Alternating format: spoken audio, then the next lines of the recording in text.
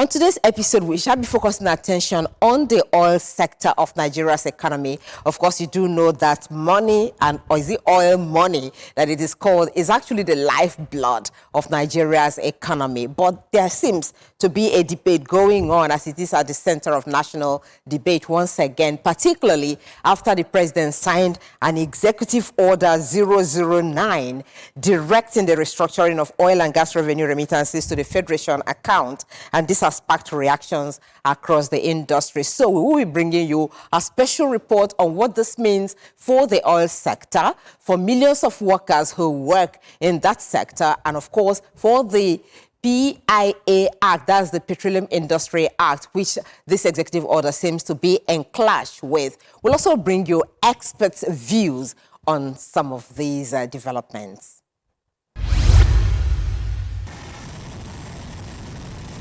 For decades, Nigeria's federation has relied on the steady flow of petrodollars. Yet, the system has been dogged by accusations of missing billions and opaque accounting, often centered on the Nigerian National Petroleum Company Limited, NNPCL. President Tinubu's latest executive order aims to end the ambiguity.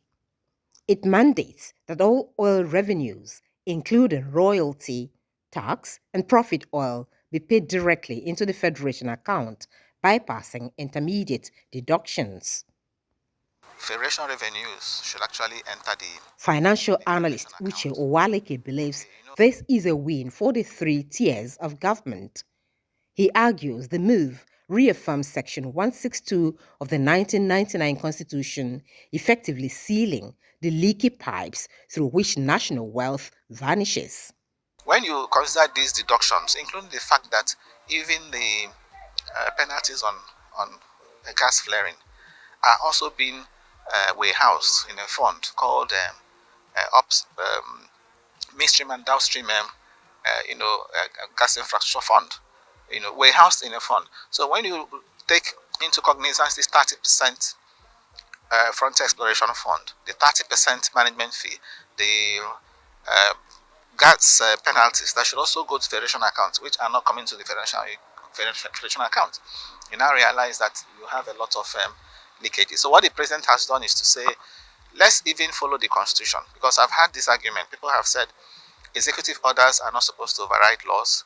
Petroleum Industry Act is an act of the National Assembly, okay, and then the executive order, okay, does not have the power to override an act of the National Assembly.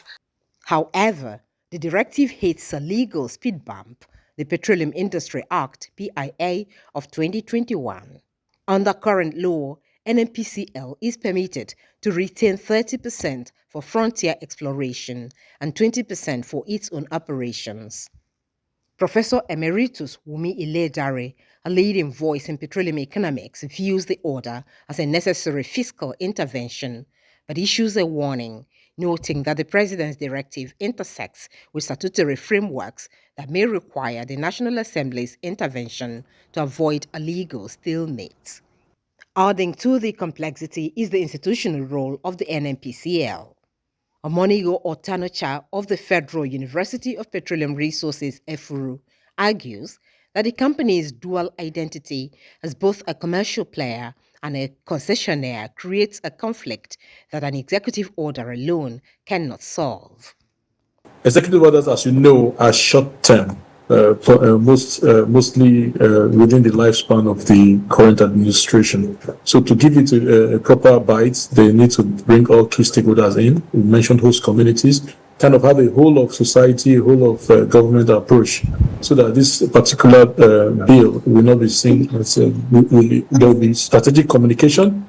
So having an episode, whether it's 1%, whether it's 2%, it has to be done properly and follow the act and transparently. A lot of people have argued, we've heard it in the news, that the NNPCL as it's currently operated before the current administration's reforms, operate in an opaque manner where there's not much transparency. That is not good for foreign investment, especially now that we need to ramp up production so that we can meet up OPEC quota and also satisfy the emerging frontiers in the downstream sector, refineries and the rest of them. But the sharpest pushback is coming from the front lines of the industry. Organized labor, led by Pengasin President Festus Osifo, claims the order is based on inaccurate briefings. The union warns that the directive could spook foreign investors and put thousands of jobs at risk if NNPCL's financial autonomy is stripped away. We know that the President of the Federal Republic of Nigeria has done everything possible to attract investment to the oil and gas industry.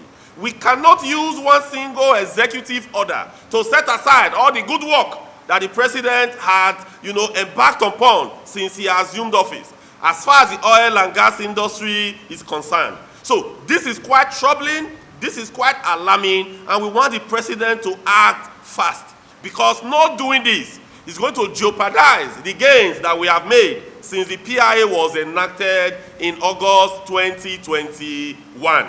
As the government pushes for fiscal discipline, the industry remains on edge.